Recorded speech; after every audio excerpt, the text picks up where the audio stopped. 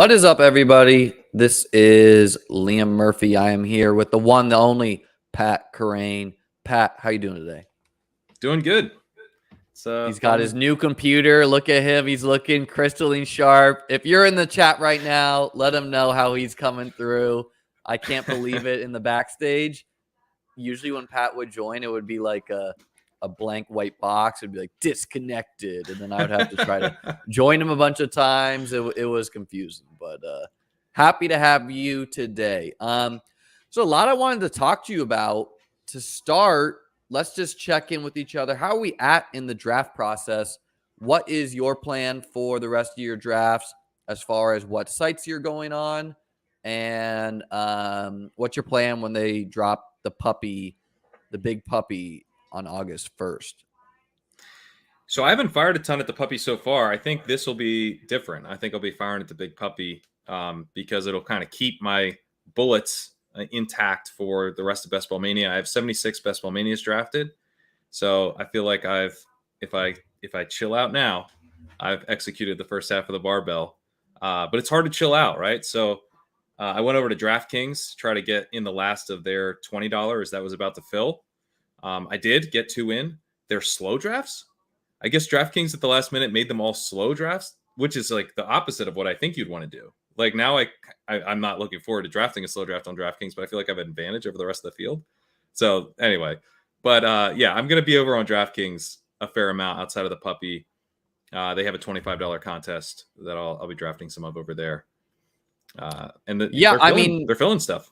I've not been firing too much at the previous puppies, but so it's $1 million prize pool, I believe. Do we think it's going to be 200K up top, 100K, 150? What's your guess? I would guess. So they did 2 off of 10 million prize pool. They did 2 mil to first. So that is 20%, right? So if they did the same thing, it would be 200K. That seems like what they'll do then. Yeah. Which is, I mean, honestly, 20% of prize pool to first is really top heavy. A. B, that's way different than a 50K puppy to me. Like that, 50K after taxes, you're happy. You're having around a year's salary, maybe a little bit less, depending if you live in New York City. But 200K to first, hey man, that's a fist pump right there. That's a fist pump. Yeah. When are you guys drafting? We're gonna jump. Pat has a hard out at 4, so we're gonna jump in that in a little bit. I want to talk to him about camp news, some main event drafts. Pat and I are both going to be on the Pros versus Joes FFPC draft on Monday. I believe we're going to be doing that on the Ship Chasing channel. That should be fun. Pat, where are you at in the main events, and how are you feeling about your teams? I have we've done 2 main events with Ship Chasing, and we are done one and basically done the second. We're through 18, so we're down to kicker and defense. And feeling good. We went 0 running back. What draft slots did you get? What draft slots for both of them did you get? The 105 for the first and the 111 for the second. The 111 isn't ideal, but I don't mind it this year as much as I sometimes have. We got Adams, Swift, and Kittle to start, which is not bad for tight end premium. Did Diggs get taken, or did you go Adams over Diggs? We would have taken Diggs, but he went to the 9. Yeah, when you get Diggs to fall to the 12 or 11, it's like, hey, all right, this is pretty good.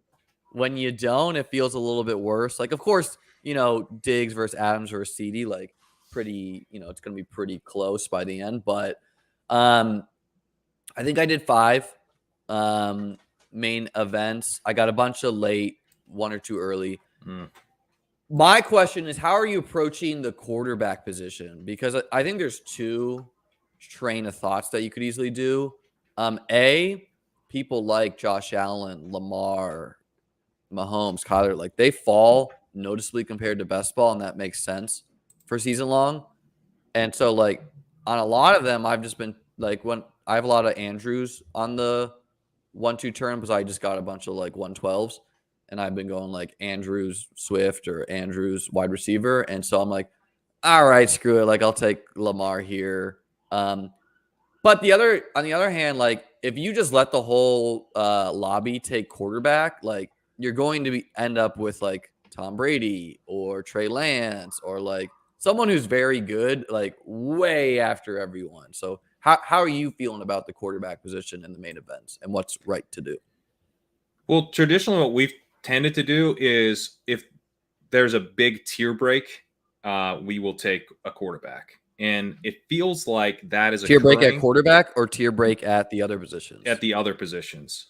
It's sort of like, all right, well, you're going to end up having to reach for a guy that you actually like here at wide receiver or whatever. And so we'll go ahead and take the quarterback. And that tier break, I think, is right around kind of the mid sixth, really through the end of the seventh, where there's not that many guys that I even want.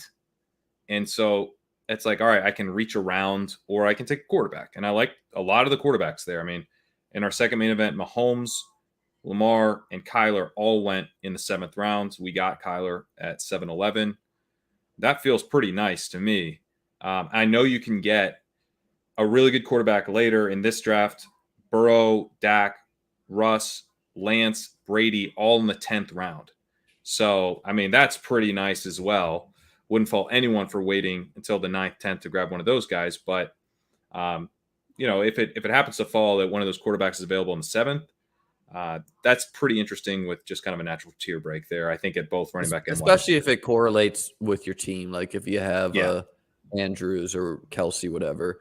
My first main event, I got lucky and I got 103 or something, and I started Cup, Evans, and AJ Brown, and then in the 4th, still on the board was Gabriel Davis, Marquise Brown, and Josh Allen. And I think just sticker shock from best ball, and I was like playing poker at the same time, so I was like, oh, I'll take Josh Allen, and I'll get hopefully like Davis to come back to me. But Davis and Marquise Brown both went, and I was like pretty like once those guys go, I was like fuck, like I should have grabbed one, like really feeling good about your 4 wideouts there. What I ended up doing is I think I had like after Josh Allen, I was like, well, I didn't like any of the wideouts left, so I just took like J.K. Dobbins, and then I got Knox to pair with Josh Allen.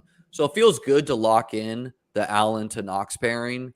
All just your tight end is with your quarterback, and then I paired Knox with like Taysom Hill, whatnot. But enough about that. Let's talk about some camp news. We're gonna plan to jump in this draft at around 3:00 on the hour. Any news that's sticking out to you as actionable? I think the Wan'Dale Robinson stuff is pretty interesting because like there's some stuff with the Atlanta backfield. They've been putting Damian Williams with the ones. They had this UDFA with the ones, but it's like you kind of want to like with that stuff. It's like okay, they're kind of mixing guys through. It seems like they're sort of seeing how these guys look with the ones. The Wan'Dale Robinson stuff feels a little bit more legit to me, where like he's been with the ones prior to this. He's like their starting slot receiver. It seems like seems pretty clear they may have drafted him to basically replace Sterling Shepard, who went down with the Achilles tear. They're trying to like cut Darius Slayton, and they're not into Darius Slayton at all. Yeah. The news that Pat's talking about is like Wan'Dale Robinson's been lining up in the backfield, and it looks like he's going to be a clear starter there. Well, and that he's the starting slot receiver. He's playing with the ones as the slot receiver. And Tony is with the ones as well, but he's playing on the outside with Kenny Golladay as the other guy. So that I think is also pretty bullish. Like if this was a Tony doghouse situation, then you'd be a little bit more skeptical. But we've heard pretty much a drumbeat all offseason that Darius Slayton really isn't a part of their plans. Darius Slayton may not be on the team come week 1. They could easily trade or even release him. So Wan'Dale Robinson is not getting the rookie treatment, as Adam Levitan put it today on Twitter. And I think that's, it's running counter to what we might see with a rookie. We might be going, oh, discount this, that he's with the 2s because, they're making him earn it. But I don't think we should completely discount the fact he's already with the 1s. Yeah, every year the market just decides like some rookies with high draft capital we don't care about. Whether it's our favorite analyst has said it, maybe we didn't like some college tape. Last year it was Tony. And Tony should have buried us all, but we just got kind of fortunate. He got injured. Like, he looked fucking electric in that Cowboys game. Well, he wasn't just injured. He also, as I like to say, he got Also ejected a from his knucklehead. breakout game. Yeah, he's a knucklehead. Yeah.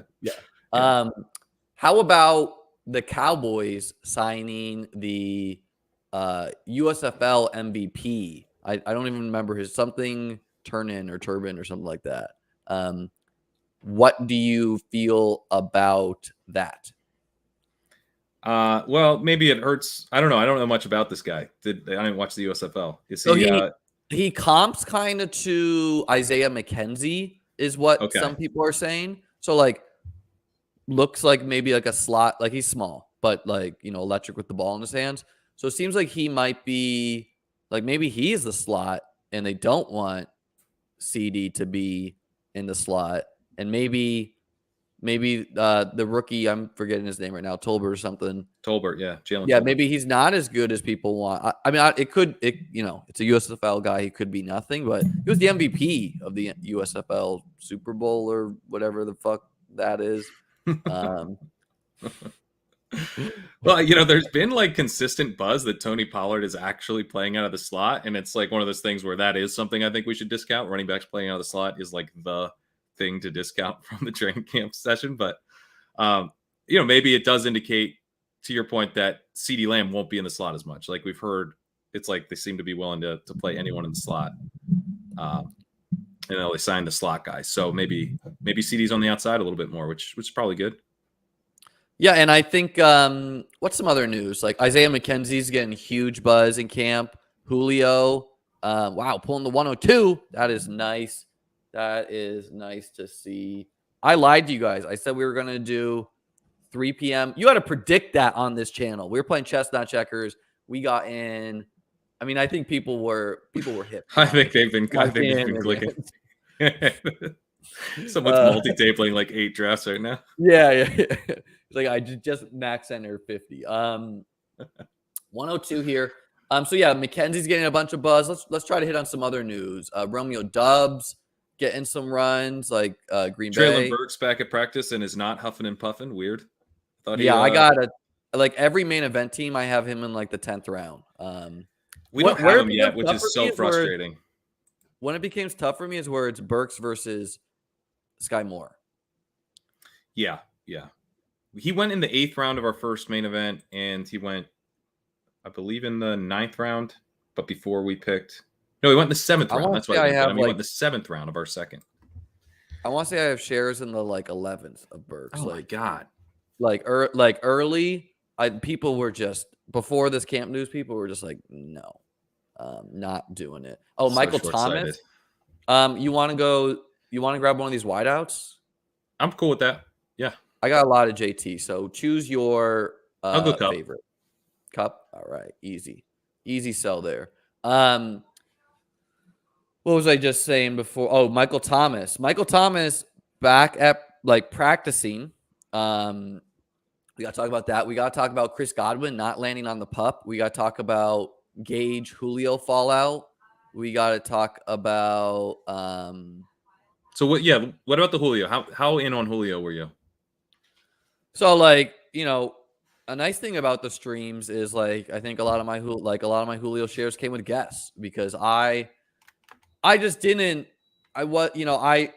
Thinking about it logically now, there is a case where Julio can bury people where he was. Am I going to be taking Julio now that he's like a 10th round pick? Absolutely not. Because I really believe the 9th, 10th round, there is going to be some real league winners that come from these 2 rounds, that will absolutely separate from the other ones. Like, this is where you see a bunch of interesting running backs go. Chase Edmonds, Kareem Hunt, James Cook, etc. A bunch of interesting wide receivers go, right? Like, nailing the 9th, 10th with the previous picks is going to determine the winners of these leagues. Julio, I'm not in. I still like Gage. I didn't like Gage in the 6th, but I don't think Gage is dead. I think all the wide receivers can be supported. I still don't think there's a Tampa tight end. Green Bay, Watson had some Christian Watson had some mystery surgery on the low. Yep, Some on the guy, knee, some guy was threatening to burn down my house or something for being on the part of the global elite of the fantasy insiders or something this morning on Twitter. I didn't see this. You know the NFL. They're generally piping news to some random dude with 1,500 followers on Twitter to help me take down these contests. But Mo Alley Cox, I tweeted this out today. He's a tight end I have been passing on late in drafts because the Colts have invested so much in young tight ends on their roster. Kylan Granson. Jelani Woods is literally the 101 of Raz tight ends in Kentley Platt's models, like the most athletic guy. And it sounds like all of them are rotating. Like it is Cox to begin, but all of them are rotating. Like I don't know. That's one. Someone could emerge there. Like I want a tight end with Matt Ryan, kind of, but I'm not sure. But any let me ask you about the Gage Evans stuff. Yeah, I'm completely with you on Julio, not taking him again. But I wasn't really taking Evans or Gage. And by wasn't really, I mean, I literally had not taken either in Best Ball Mania. So now I would love to take them. The plan was never to be completely out. The plan was, I thought Evans ADP was maxed out. And I just thought Gage I missed the early Gage, which was good. But then I just thought Gage was bad where he was going recently. So I got all the early Gage. I had like 20% Gage when he was a 10th, 11th. That was sharp. Yeah, I just missed the boat on that. It was like the Tom Brady call. It was like that. Plus, he did it with the Falcons. Plus, at the time, it was like, but it really like what the Bucs did last year with all of the pass catchers getting there. I was like, okay, why is that not gonna run back? You know. So where are you looking to take Evans and Gage now? Assuming so Evans, I'm still like I'm not down on Evans. Like, and I don't, if he settles into the third, that's like an every time button. I think he's gonna settle in right around we're picking here, unless Godwin like starts lighting it up at practices soon. And I don't really think like Mike Evans here versus Mike Evans here is that different in cost. Do you want to go Evans? Or would you rather go AJ Brown? I'd rather go AJ Brown, but if you think do AJ Brown, I have so much AJ Brown. He's been in this draft slot the whole season, so that's nice too. Caught a lot of touchdowns at practice. That's pretty nice. I'm so in on AJ Brown, man. I mean, the people who are fading him for like even like season long reasons are missing the boat. Where it's like, who are the wide receivers who can give us 30 points week 17? How about here? Do you want to grab an elite quarterback, a tight end, maybe reach for like Kamara or one of these guys? I don't have a lot of Pittman. Are you in on him? At cost, I totally see how Pittman can get there. It's just like he really was going in like the 6th and 7th in these early medium threes. And I had like 20% Pittman last year at cost. It's like, I don't really, I like Pittman a lot. I just don't view him as an AJ Brown, Tyreek Hill, his target competition was zilch last year. I'm not like, I like Paris Campbell. I like Alec Pierce. Like, these are guys who could do something. And so ultimately, like, I don't care the wide receiver we really take there. Like, if we're going 0 RB, like, I'll take any of them. And they played the Giants week 17. They got rid of Bradbury. So that's, little corner wide receiver matchup there. That's so good. We got to get into the week 17 quarterback matchup. Oh yeah. Hey man. I mean, it's laughable, but like literally why I had 20% plus of Damian Harris, not as much Damian because he was expensive, but why I had a lot of Ramondre, Chris Carson, and Penny was strictly because the Pats were playing the Jaguars week 17 and the Seahawks were playing the Lions week 17.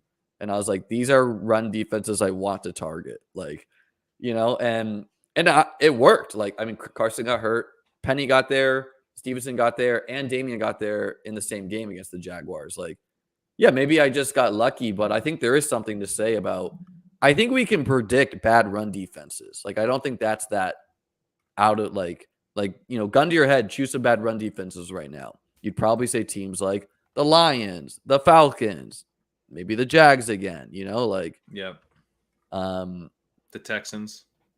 The Texan defense was like actually okay last year for what the Texans were, but I don't know about run defense wise, like, and maybe they were just like so bad as a team that did something weird. Yeah, like the Bears. I'm not a big Lovie Smith guy, so hey, me either, man. What other camp news are we? I mean, we're early. Like and by the way, the market is reacting to these camp news. Yeah. And I also wanted to talk about, you mentioned like barbelling. I think this time period is a little blip where you want to be getting some of your teams down. Like, don't save 75 for the last week of August. Rip 10 now, because people are drafting Julio on the 11th. If that could like there's a lot, like McKenzie is now no longer an 18th round pick. He's like a 14th round pick, right? Like, people are really reacting to this news. So if you can discern what's like noise, like half these teams don't have fucking pads on. Of course, Isaiah McKenzie and James Cook are lighting up the field with no pads on, right? Like, these are lighter bodied players. I still like them a lot, but I'm just saying, like the no pad practices, like one tweet, Zay Jones is the X, caught a touchdown. He's now always being drafted versus like 50%, Yeah, I would say if I'm drafting now, I'm going in looking to fade all the news almost, like fade the risers, because you still don't have, not that in 3-4 weeks, I'm going to be using that news because I'm going to feel better about it. I'm going to have more information. I'm going to feel like I now am way more informed than the early drafters, but I think you don't want to go in here and get, you don't want to get 11th round Julio, obviously, but I think even some of the other stuff, it's like there's going to be a lot bigger developments to come. So buying the small developments now seems not ideal. And I think the other thing you can do is later in the draft, 17th, 18th round, now like the market's going to really condense on who they think is right to draft. So you can, like, getting those players that are just not drafted by the field is pretty easy right now if you just like scroll a little bit and you just I would like to take Judy or Robinson, or I'm okay detouring to Waller or Kittle. Let's take Judy. Judy? I like Judy a lot. He got a positive buzz today.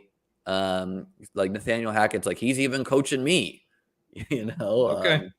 Which is like, okay, all right, man. And how I like to build my zero running back teams, I do this at quite a high clip, is like take 6 to begin, or roughly 6. Like maybe you detour for any of the other positions, but stop at 6. And you're stopping at 6 total. Yes. Okay. And, I almost always go to 7. And then and I mean, I'll go 7 sometimes if I do the detour route, but it's really like, we don't want the rogue dude who maybe gives us the 20 points in the playoffs. We're just saying these are the guys you need, not only in week 17, but almost like season long and playoff wise. I like A-Rob here. I like Juju. I like Kittle. I love Kittle. And part of the reason I wanted to go Judy is because I figured we'd get Waller, Kittle, and this guy double tapped, which was Juju correlates too. You want to go or you want to go Kittle though? I'd prefer Kittle. All right, let's I just love this build. A little, yeah, and detouring the tight end here, where we're gonna miss some. Like, part of the reason I'm happy stopping at 6 is like I am in on A-Rob and Juju this year. Like A-Rob to begin, it took me a little bit to come around on him, but Stafford is just such a wide receiver guy. Like, okay, maybe he slows down. Passing on A-Rob is also sharp for us if we care about buys at all. But detour to elite tight end, maybe now we will go 7 wide receivers. But I think a mistake like I made last year and the field makes is they'll build these 0 running back teams and end up with like 9 wide receivers. You know? Yeah. And like you're betting against your own team that way. I'm not ever taking more than 8 in a 0 running back build, but I'll go 2-6-8-2 with 0 running back. Yeah, so like I'll build like 2-7-6-3 you know, like and really like the 0 RB spots are like Cup, Jefferson, Chase starts, or when you get like Diggs or like you either or these like turn picks is also where I like to build them. Because later in the draft, it makes a lot of sense where you're saying like, okay, they got the running backs that the field agrees are like the elite guys. So rather than trying to make up those points with like a Najee, whatever, Saquon, you know, like let's just say, fuck it, running back's not important. We're going wide receivers or tight end, you know. Yeah. Pat, are you done drafting Julio since you were over 30%? I would say yes. It sounds like that is a thing. Yeah, I'm done. I had 30% in Best Ball Mania. I was like at 40% on DraftKings. I'm done. The whole thing with Julio is like, you know, if everyone is convinced he's 100% washed when I don't think he is, and he's free, like I'm going to hammer that. And then as soon as he's not free, I'm not going to touch him. Yeah, we talked to a site like DraftKings. Like he could be going in the second round there. Like that's a site who I could see like just being like, yes, Julio. I don't think this type of question is that actionable, Blaine. You know, like I don't think these are the questions you should be asking to make the most money. You know, like you're asking us to pick between players who go essentially next to each other in the draft. Like, you know, it's a fun discussion, but I view them pretty closely. Like I like Swift. Najee could also do it. You know, like I think we should be trying to ask ourselves questions that can lead us to money, or you know, like way different. Like, should we be taking Najee or CD? Like that's a more actionable question to me, because it's a different position a little bit more. Mo played basketball. Oh, brother, I know. Yeah, we know who Felix likes. Najee 101. So looking at the field, EB is matching us with 0 running back. But other than that, we got some running back drafters here. So it's pretty nice when you see that the board is not fully competing with, like if you have like 3 or 4 people 0 running backing early, maybe you want to adjust and be like, oh, someone's going to lose out at running back or whatnot. In some ways, I kind of view it as if there's no one else going 0 running back, then you might not need to. Yeah. Because there's going to be plenty of wide receivers available later. So you almost would rather see someone else in the draft going 0 running back as well, I think. And then once it gets to like, let's say there's 3 or 4 people. I mean, we know from the ship chasing drafts that like you're going to hate your team if you don't embrace it a little bit.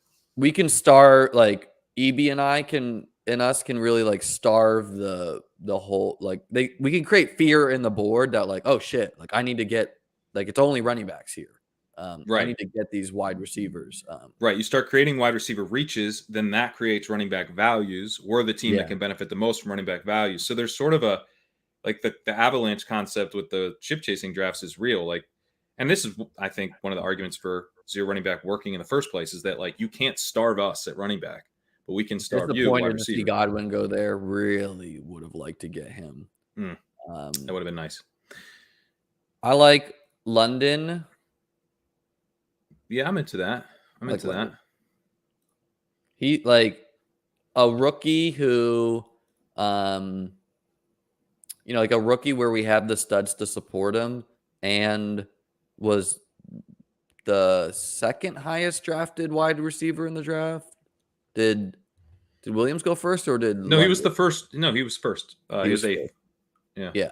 Where did Williams go? He went a little bit later. I think 12th.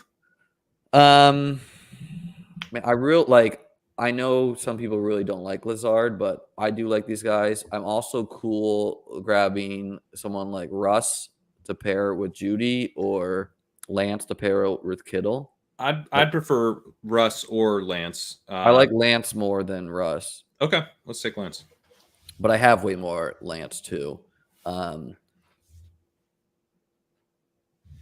So we took Lance here. We passed on running backs. In obviously zero running back is really good for manage because you can add running backs throughout the year. But as far as starting drafts with like 6 wide receivers, I almost like it better for best ball because of the flexibility it gives me.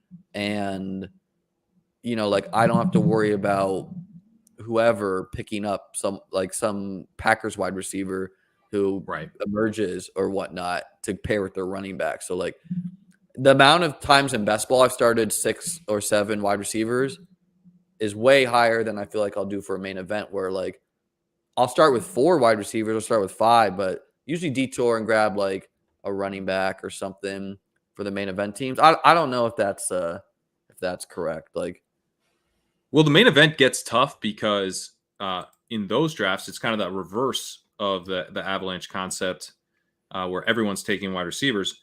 Everyone's taking running backs in the FFPC. A lot of guys draft to play a running back in their flex position over there. And so what ends up happening is when you're trying to get your 0 running back targets, like the 8th, 9th round, through the 12th. The guys who go in 9-10 here go in 7-8 on FFPC. Exactly. That's happened to me a lot too.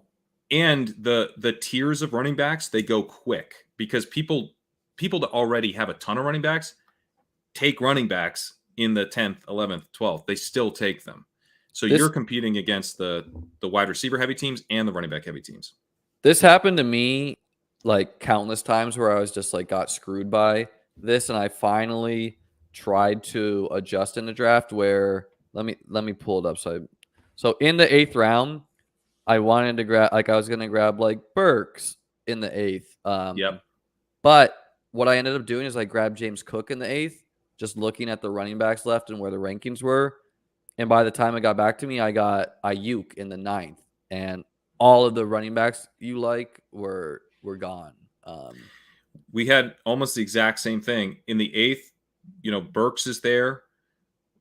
Sky Moore was there. Would love to have grabbed them, but Devin Singletary fell, and so we took him as our first running back. Then Patterson, Rojo, James Cook, Alexander Madison, and Stevenson all go before our next pick. So we grab Garrett Wilson. So, kind of that exact same thing. It's like you don't want to necessarily completely go off script and take 2 running backs there in the 8-9. But I think you're going to get pushed into a running back pick probably a little bit earlier. You want to be more cognizant of a falling value, I think, there because you might not get as many running backs in the double-digit rounds as you'd like, at least as many from the top tiers as you want. Yeah, and the room starts getting desperate for running backs pretty quick where it's like, I have some season-long drafts where it's like my running backs are like Jerick McKinnon, James White, Chris Evans, where it's like, oh God, like I'm gonna have to really rack my brain. We have both of those guys on this team. We have Jerick McKinnon and James White and Rex Burkhead. Yeah, like you're trying to make it happen. Yeah, I mean, we did it. You do okay, but it's like this whole running back room is Singletary, Carter, Gainwell, McKinnon, Foreman, Jamal Williams, Burkhead, James White. Like but we have the waiver wire, right? So you don't have to have everyone here. And it's okay to be a little grosser. I feel like if there's guys who at all could be Cordero or Elijah week 1, like I'm going to blow the clip. I don't want to be doing waivers throughout the year. Like, like for, I'm going to, Tony goes. I wanted Tony. I like Olave a lot, and I like Burks, and I like Sky Moore. I mean, Burks is. Oh, we do have the core. Let's do Burks and. You want to do Burks? Do we have the room for 7? Can we go to 7? I think we can go 7. There is some other things I would do as well. Yeah. So if we got Burks, he is probably no longer going to be there. People just love Olave now in these drafts, and like. I like Olave too because at worst, even though I like Michael Thomas and I like Jarvis, like at worst he works with how Jameis wants to win, which is like chuck the ball downfield. We'll see what GME Holder does here, keeping us maybe just wanting me to talk myself off the ledge. I'm trying to fool you, GME. I'm It's Garrett Wilson. Okay. Nice pick. Nice pick. Respectful. Yeah, Share the your Garrett waiver Wilson wire. discount's ridiculous. I'm not the guy to ask for that, Preston. This is my first main event, actually. I played only football guys last year. Okay, Olave goes. I also, you know me, I like Knox, so I'm down grabbing Knox and being done. I also am down grabbing Stafford to go with Cup or Edmonds.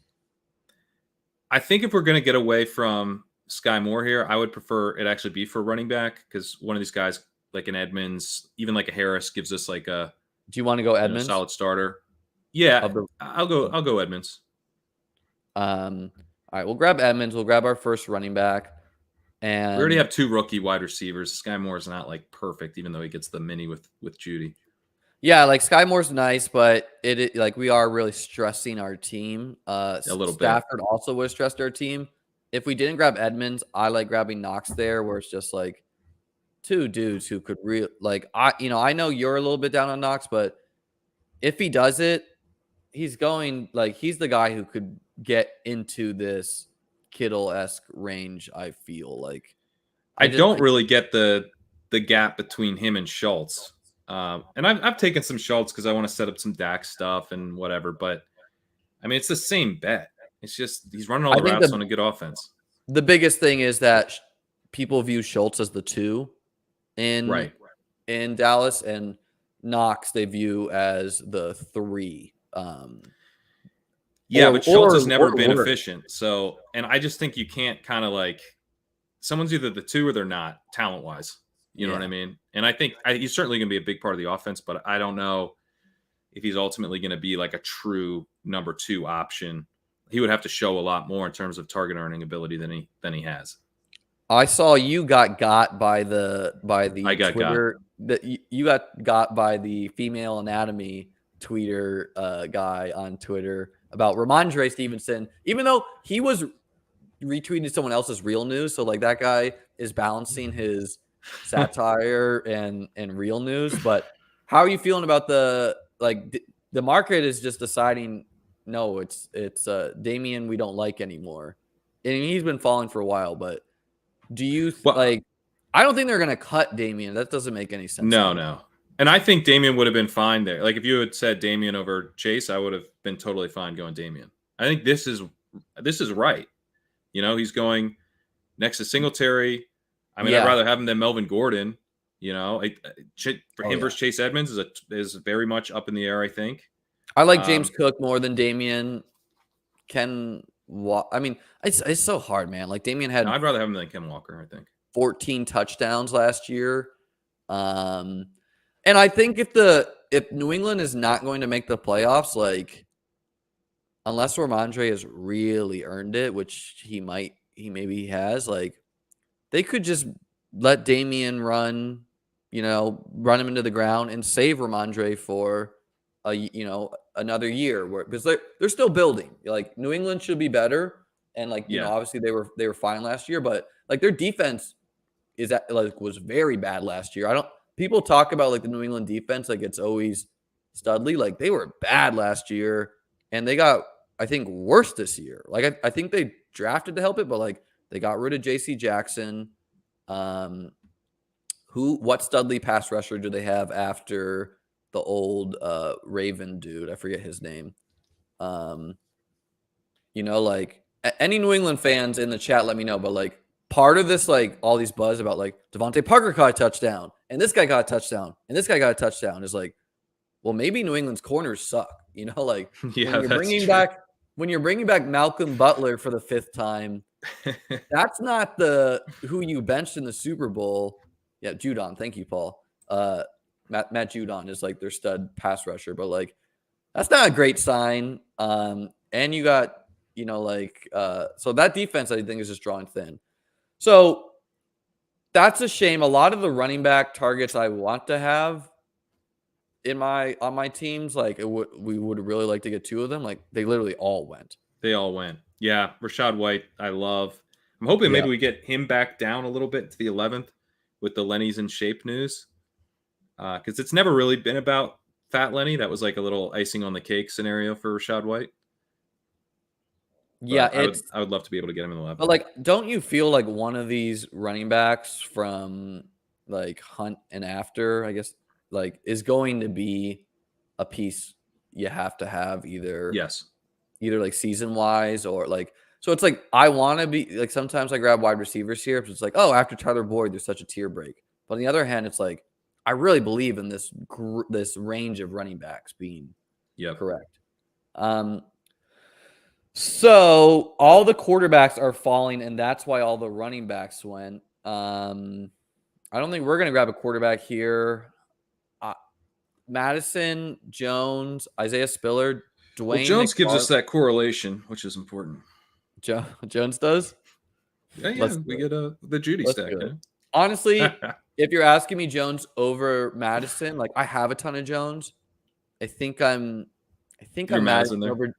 I'm thinking Madison over Jones because Jones is competing against 3 people and Madison's or against 2 people and Madison's competing against 1. Yeah. And Isaiah Spiller, the market's been pretty down on, but I think Dwayne McFarland liked him quite a bit. Like I think just some like Twitter analysts don't like him too much. Like, you know, behind him is pretty questionable with the Chargers. Pretty not, you know, correlates with Cooper Kupp. If GME wants to grab both running backs, all the power to you, brother.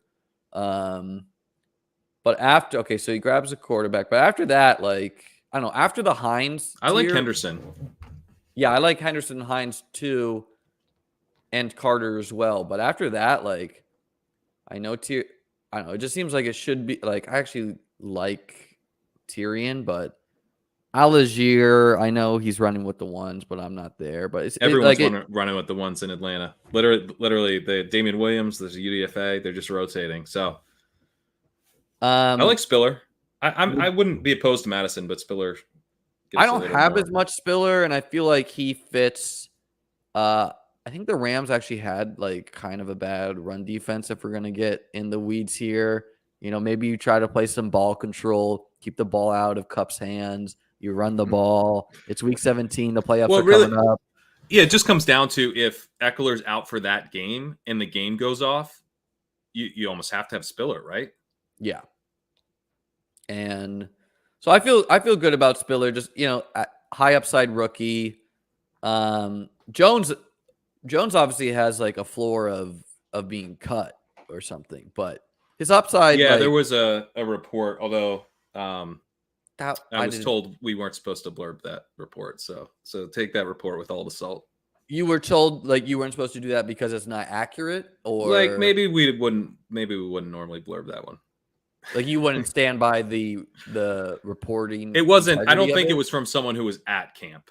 Is really what it comes down to. And so generally we're trying to blurb stuff that from people who are there seeing things. If you're not following NBC Sports Edge on Twitter, like do not follow Pro Football Talk over that. Like they're just firing off opinions on their also an NBC product. So we do. Oh, also an NBC Pro Football Talk. That's my take. That's not Pat's take. To be clear, but you know they do stuff too. It's kind of funny you guys have 2 products with like the biggest following for instant news. You know, that's how we do it over at NBC. I like it. So this is why I like to see some green after hitting a bunch of yellow. Honestly, I would be okay stopping with 6 here, but what I'm also okay with is if our second quarterback is cheap, like a Mac, whatever, like pairing that with a pass catcher and just getting a stack there. But we also have some cheap stack options with Matt Ryan, Ritter or Mariota, Tannehill or Malik Willis. Who has more upside between Ritter and Willis, and who is more likely to see the field? Willis has more upside. Ritter's more likely to see the field. That's probably how I feel. But what is the gap in upside between Ritter and Willis to you? Like huge. I think Willis has a lot more upside because he's like an actual runner. What percentage? Sorry, go ahead. He's like kind of a running back in his running style. Yeah. And he hyper productive as a rusher. You wouldn't put this guy in the game without, the offense somewhat tailored to his ability as a rusher, where Ritter is fast. He wasn't really used a ton as a rusher. He didn't scramble at a high rate. So the offensive line is bad, so he will have opportunities to scramble, but he's not like a super willing scrambler. So, and Willis was. So, just from a rushing perspective, I think that Willis has a lot more upside. And then Willis also is like a really aggressive downfield passer. And he probably will be a frustrating real life quarterback if he gets in there. But, it's kind of a Lance type thing where, he should connect for a few big plays, hopefully, over the course of a multi-game sample. And he's going to have a high rushing floor, where Ritter, he kind of looks more like Mariota. He's a fast dude, doesn't love to run, and tends to throw. I remember people calling him like safe, like really, like he's a. Kyle Dvorak, friend of the show, reminding us that Spiller, like the film grinders, don't love Spiller too much too. How about this?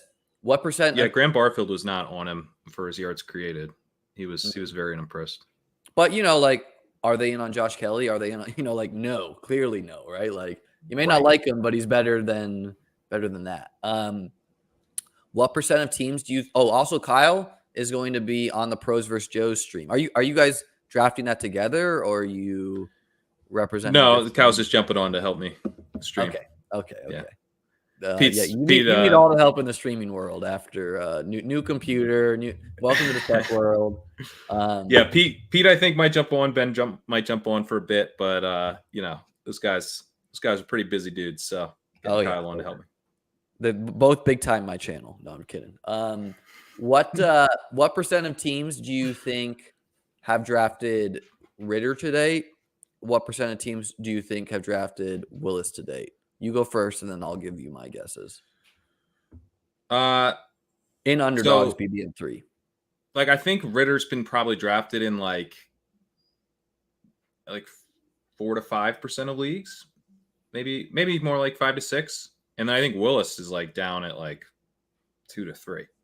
Yeah, I would guess Willis is sub 0.5%, and we're on the clock.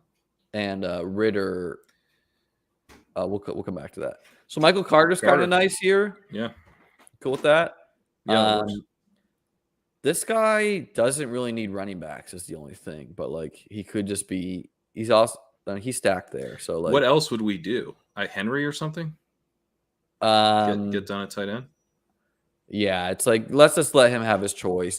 But sometimes we don't know his mindset. Like he might be like, oh, I want to have 5. And so I like getting Carter there. I guess. Great, Kyle. This is me every stream, brother. You'll fit right in. My guess is like Willis is comfortably below 1% or 0.5%, and Ritter. Yeah, that's probably right. I think what you said makes sense. 4 to 6, maybe 8. And that will wildly change if I don't know, man. Part of me wants to say like it'll be Mariota for a while and then Ritter. So like I have some Mariota Ritter combo teams. Just think back to that Mariota game where he was like being a running back against the Chargers when he got that spot start. Like, are we gonna see any of that? And then, Kyle Pitts says they're a playoff team. And then, real quick, we'll make our pick here. I'm cool with Justin Fields and being done. Yeah, I'm totally fine with that. We're at pick Get some rushing upside. 146. Big discount on him. The Fields Lance combo I had on like 40% of teams, I'm sure, last year. So like let's run it back, baby. By the way, I was thinking about the Ritter question. I was thinking about sort of in terms of exposure. So I think he's been drafted on a lot more than that. Like I don't think 95% of drafts are without Ritter being drafted, right? 8%. I think why would it not? Let's look at you look at the quarterbacks. You have to comfortably. Yeah, you're right. These guys don't even get drafted most of the time. And especially on underdog with 18 rounds, you will see at a large clip a Tannehill, a Goff, a Wentz make it to you at the 18, literally like the last pick. Like the room is like if you're with like a sharp room, you might just be like, I'm done at 2. Like like if you don't have someone taking Josh Allen and then 4 quarterbacks, like it's gonna you'll get some fallers. Which is why even though it's thin, I think 4 quarterback late and those being your old like has some viability that like we would think 4 quarterback is just purely for fish. And I think it's bad. Like 4 quarterbacks versus like Kyler Murray and whoever, like Kyler Murray's going to score more points. But as far as for week 17, having 4 shots at having the QB1, like feels okay.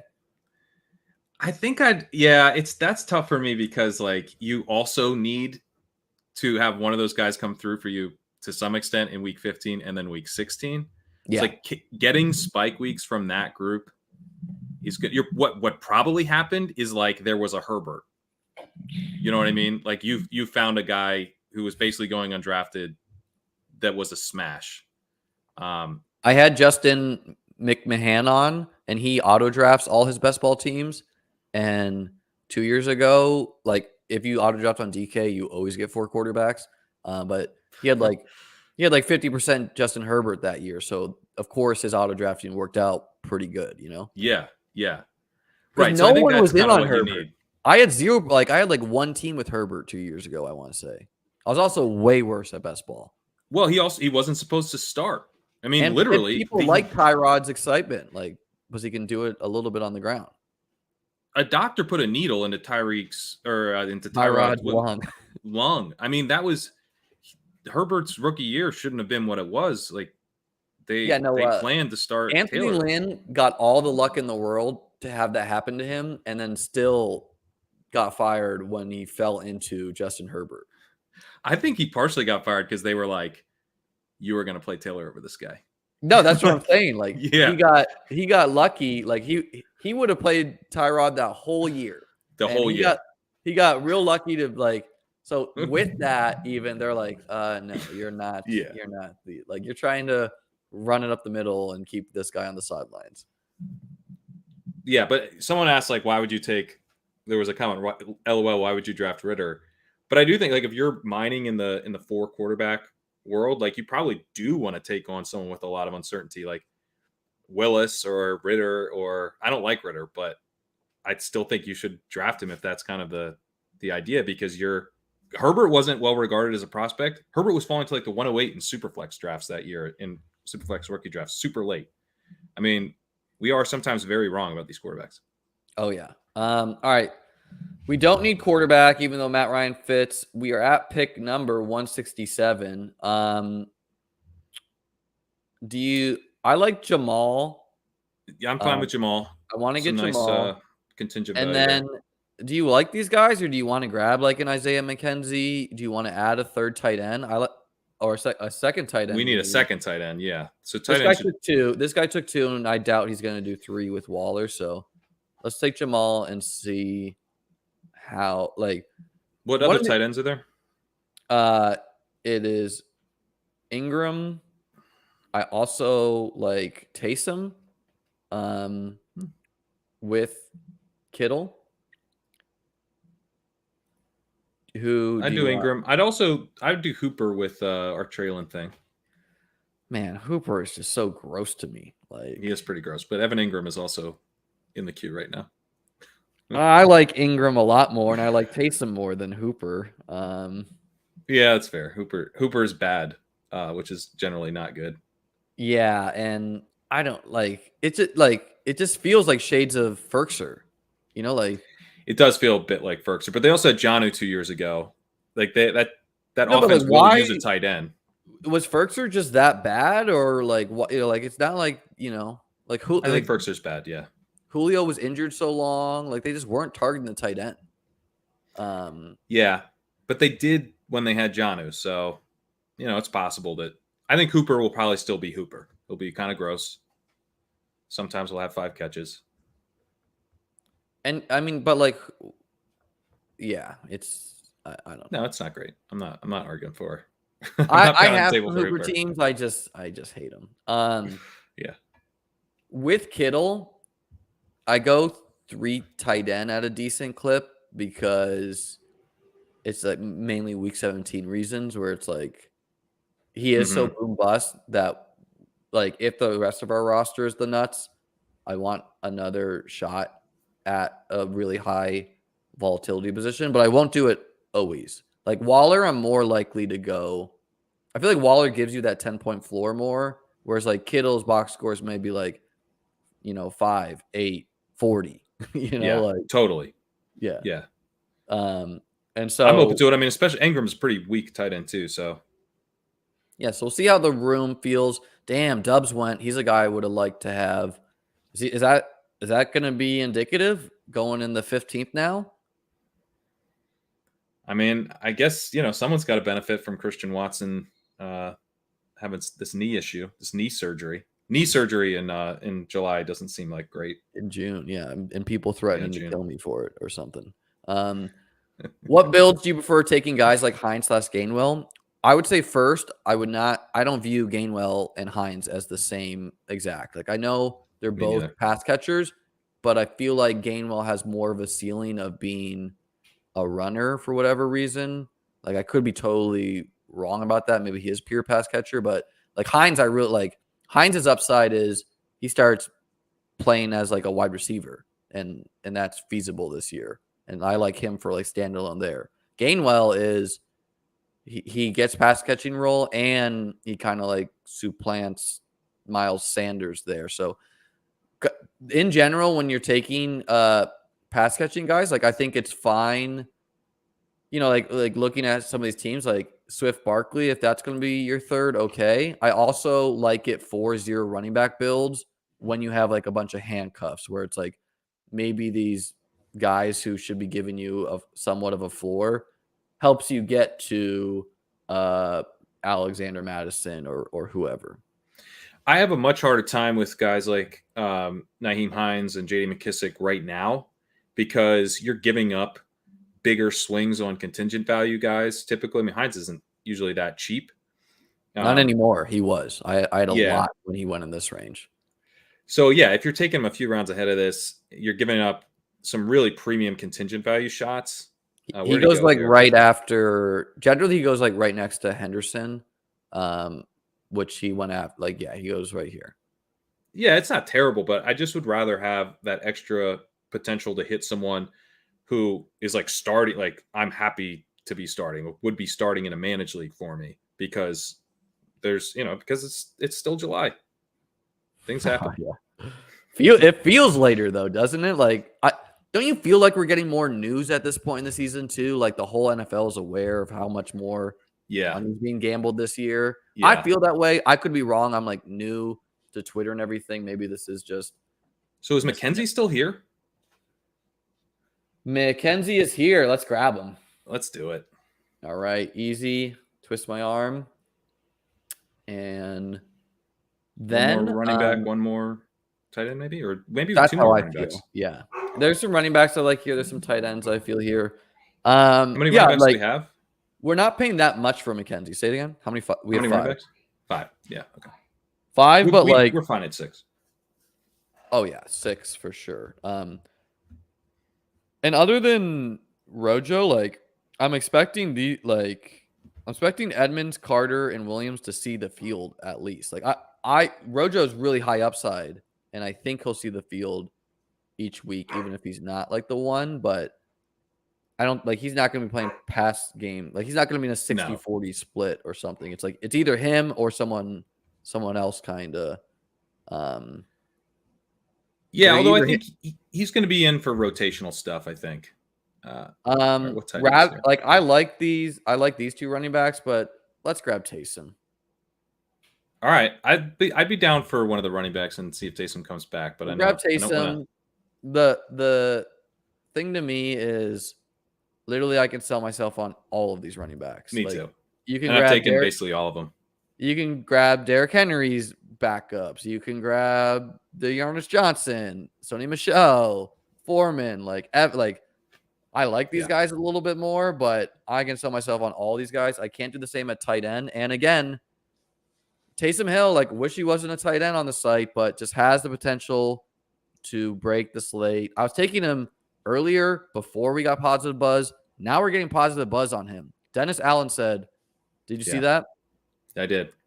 You don't seem to be convinced by it. Well, I thought he might come back, and apparently there's a comment here that he never makes it back. I haven't really been drafting him, but I need to take him in the 17th. 17th isn't that expensive. It's not like you're really even buying into.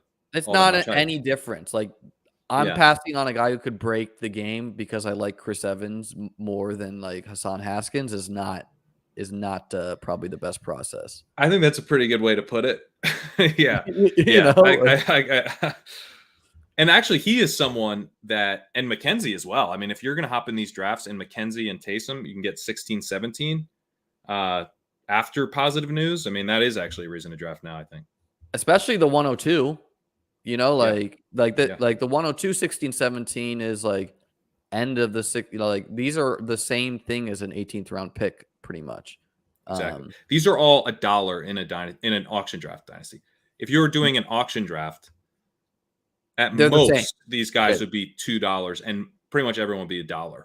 Yeah, like there's no like $30 player hiding out in like this group, compared to this range. I mean, looking at that Dennis Allen press conference, it kind of felt like he was just saying that to like get people to stop asking a little bit. Like, didn't seem to me, if I'm going to be a body language expert, that he's like fully into that. But at the same time, like, for infinite reasons, I like Taysom. Like, he goal line, Alvin Kamara backup, like, I think he's just flat out a better tight end than Troutman, probably. Like, people have wanted to like Troutman, he's just not done it. Also, the bar is like really low. I've been looking at doing some work on an article for NBC Sports Edge and looking at tight end spike weeks, and it's like if you look at winning lineups on FanDuel, which is half point PPR, same as here, it's 15 points. Is basically exactly what we need. 15 like points, and you're like, fuck yeah. Yeah. 15 points if he's in a hybrid role, not that high of a bar. And when we get to pair him with like Kittle, like that, I really like a Kittle Hill, Mark Andrews Hill, whatever, where it's like, and I think the FFPC Taysom's a little bit less valuable because it's PPR. And we're not like, it's not necessarily the receptions why we love him. But at the same time, if you're doing like a managed one, like you just stash him on your bench, you got a quarterback at tight end, that's pretty nice too.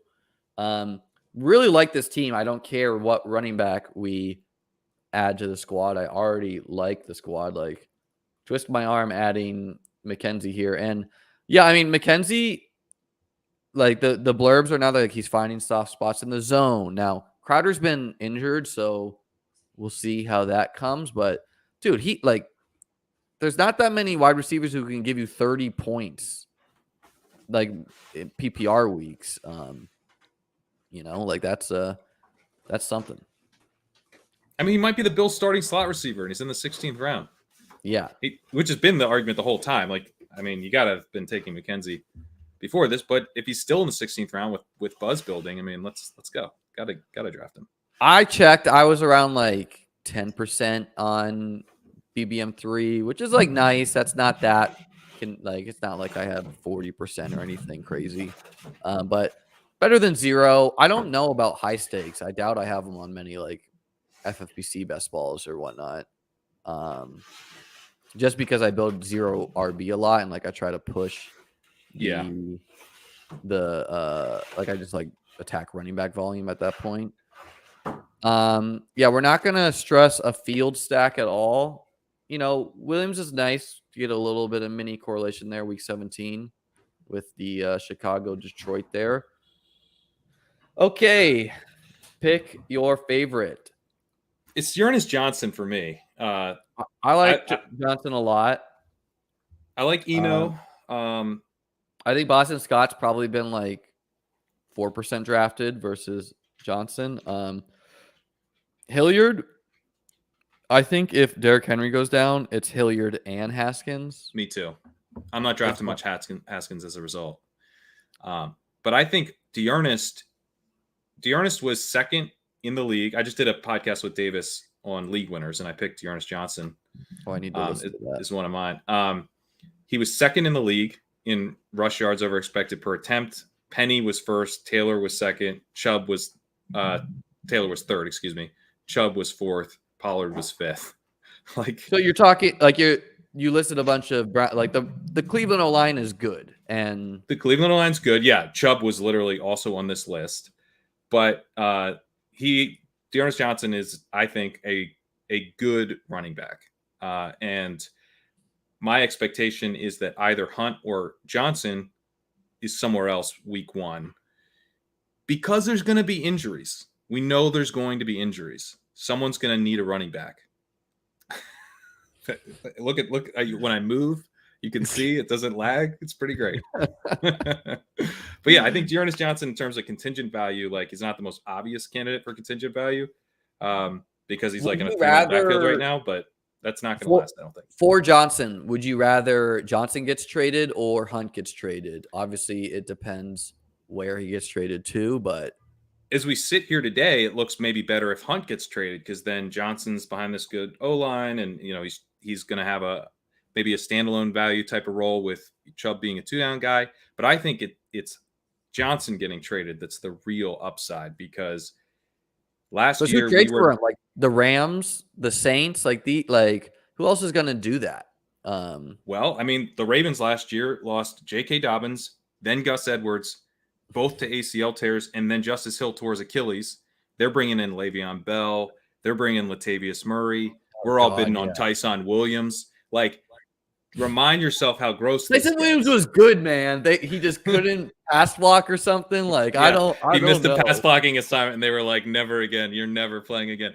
Yeah, but like this, we are early because we feel that the NFL is predictable and calm, and we can kind of just take our guys. Like, we're all about to get gut punched like 18 times before the season starts, and one of those gut punches might open up a job for D'Ernest Johnson. Who is going to be the first injury to change the landscape? I don't want to predict who.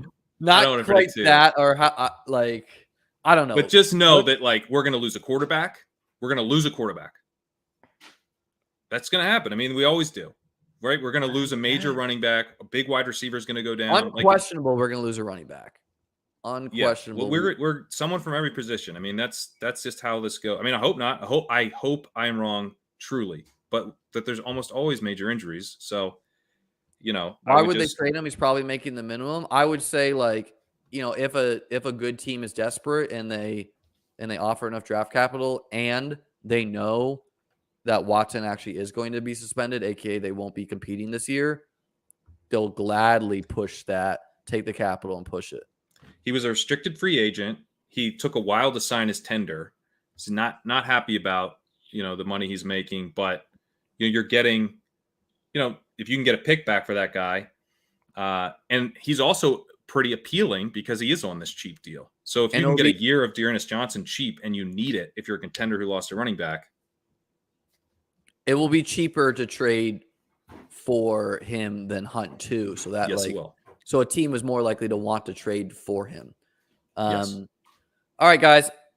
I really like this team, Pat. Rate it out of 10. Rate this team out of 10. I always, I don't feel I feel like we hit it this time. It feels like a 9 to me. Like I would have liked maybe a better second quarterback than Fields, or at least a stack.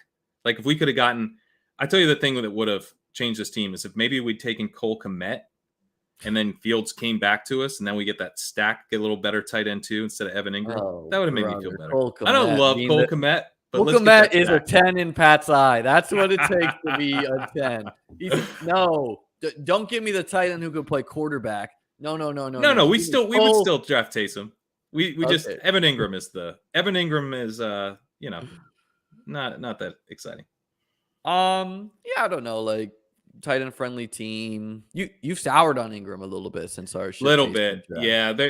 Dan Arnold is running with the ones as well Dan as Arnold is Ingram. good, man. Like I had a Yeah, lot of that him last concerns me. year, and Yeah. it's we'll see how that goes. But wasn't Ingram also getting like running back snaps? Guys, hit the like button, hit the subscribe button. Pat, tell the people what they can hear from you. You have a hard out coming up, so I'm trying to get us out of Well, here. we're about to record a good football show here in just a few minutes, so you should check that Okay. out. We're talking about buying and selling training camp narratives, so there's a lot more talk on, Zeke. Is he a cornerstone of the offense? You're going to get all of our thoughts there over with Denny and Kyle and Lawrence Jackson. So that'll be a fun episode. Yeah, I'll have some stuff out in the next couple weeks on best ball, working on an article, and it's taking me a while, but and on Monday we are going to be streaming on Ship Chasing my pros versus Joes. Kyle Dvorak's gonna be on, Liam's gonna be on, Pete and Ben might stop by. It'll be fun. It should be a blast, guys. Hit the like button, hit the subscribe button, at Pat Kerrane on Twitter. If for some reason you know me, but not him, I think that's like maybe 2% at max of you guys. Have a great day. Tell your family you love them. Peace.